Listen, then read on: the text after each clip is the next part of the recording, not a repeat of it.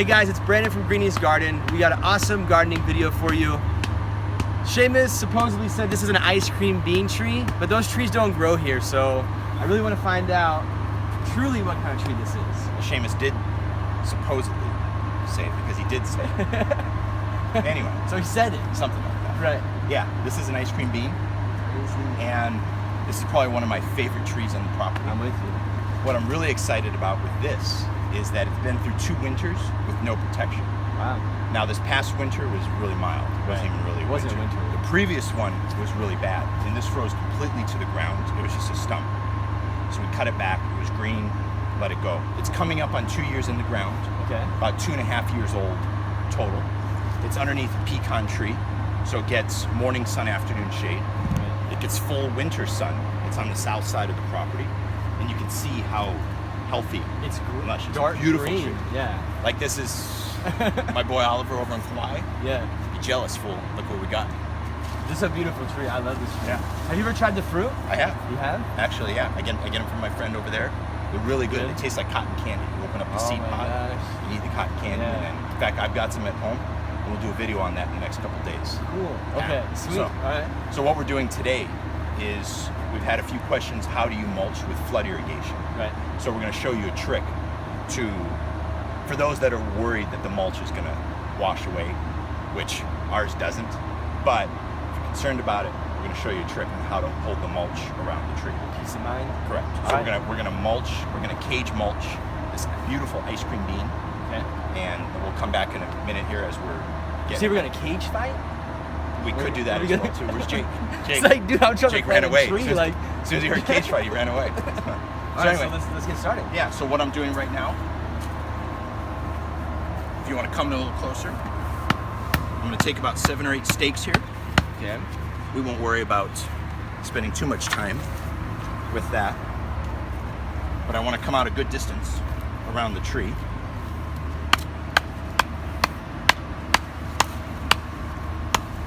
I forgot the sledgehammer this morning, so we're using a rock. Okay, so I have the fencing here. Okay, so what are we doing with this? Now, this comes in 3-foot high rolls from Home Depot or Lowe's. And you generally buy them in 50-foot sections. So I'll buy a roll, and then I'll cut it widthwise. Okay. Yeah, widthwise. Right. So, or lengthwise, whatever it is. So that the 3-foot roll is now about 1.5 feet, so you can get double the amount out of it. Okay. So we're gonna take this and we're gonna take the jagged edge, so we don't poke ourselves. We're gonna put that on the ground. So if you wanna come over here, I'm just gonna wrap it. Just like that. So we'll clean this up later as far as tying it together and what have you, but this gives you the general idea.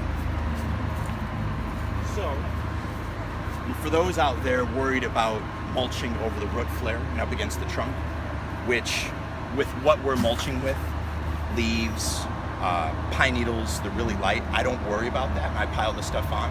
But for those that are worried about that, take a pot.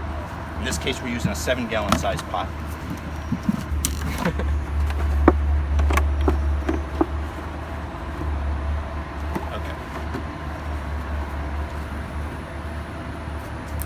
So if you can hold the branches back.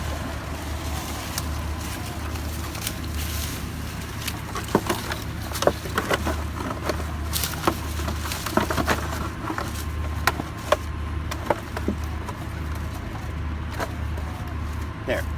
So the pot around the trunk is going to keep the mulch from touching the trunk. Like I said earlier, I'm not too concerned about that here because of how dry we are. But if you're worried about it, do something like that. That's cool.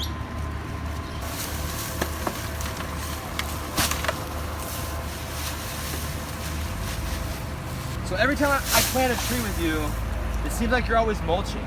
Yes. Like every tree that we've planted, it has mulch on it. Mulch is life. Now there's some trees here at the property that need to be remulched. You can see here that some of them don't have any on there. Right. It's because it's either broken down or we haven't gotten to the tree yet.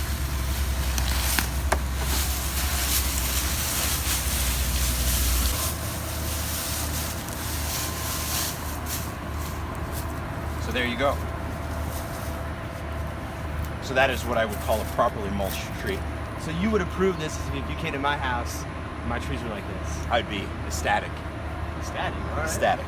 All right. It's a little sloppy right now. We need to clean it up Right. in regards to the fencing and pound the stakes in a little bit more. But that's the general idea. So if you're on flood irrigation and you're worried about your mulch floating away, do this. This also makes it easier to add stuff to it. You don't have to. This is also a good way to keep out your dogs, chickens from fooling around in there. Right. You can throw your food scraps right in there. It just catches everything. It's not going to touch the tree, the trunk. Right. It's not covering the root flare for those concerned about that.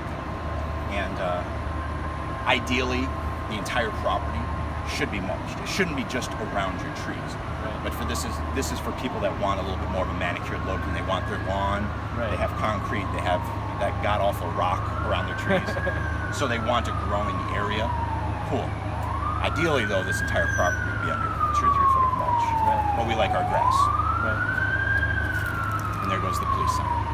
Those are the mulch police, by the way. Mulch police. Yeah, they're coming to get us. Yeah. I think what you should do is the next time you have flood, you should do an update video for everybody and show them while the property is getting flooded if this is going to be an issue of it rushing away. You know what? What a coinkydink that tomorrow morning at 7 o'clock we have flood coming. Whoa, Wow. that's crazy. What the timing? Coincidence. How did you know? Coincidence. So this is your ice cream bean. Yeah. You heavily mulch it.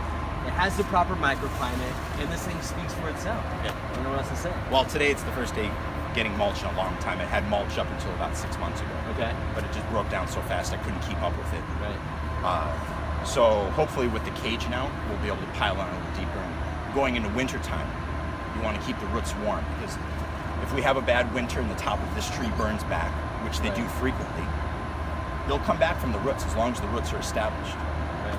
The roots will be protected from the cold with insulation.